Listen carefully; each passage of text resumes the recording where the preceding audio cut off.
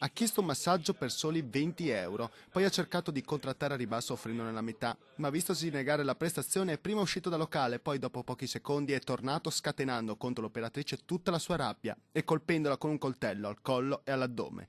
Si sono svolti così i fatti la sera del 6 gennaio al centro massaggi Paradiso d'Oriente di via San Valentino a Udine.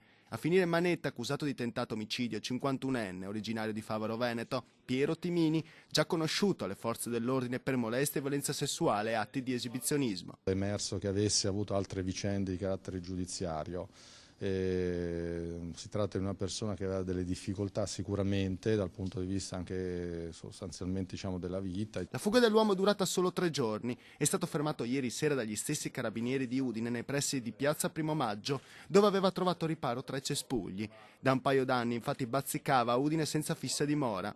A incastrarlo le telecamere a circuito chiuso, la testimonianza della stessa massaggiatrice che dopo essere stata curata all'ospedale aveva fornito un identikit agli inquirenti. Indagini di carattere tecnico e quindi tutto ciò che è possibile ricorrere dal punto di vista delle immagini della videosorveglianza. In più riscontrate da attività sul territorio, quindi nella zona proprio dove è avvenuto il fatto, a cura degli operatori, degli investigatori. Dopo decine di accertamenti, ieri la svolta, essenziale anche la collaborazione dei cittadini, l'uomo, una volta affermato, ha ammesso le proprie colpe dicendo di aver perso la testa. Nel suo borsone sono stati trovati anche scarpe e giubbotto che indossava la sera dell'aggressione. La donna ora non versa più in pericolo di vita. Saremo qui a raccontare forse un'altra vicenda, un'altra storia, se il militare del nucleo radiomobile, in quel momento l'equipaggio, attivati dalla centrale operativa sulla richiesta d'aiuto che era pervenuta appunto alla nostra centrale operativa, non fossero prontamente giunti.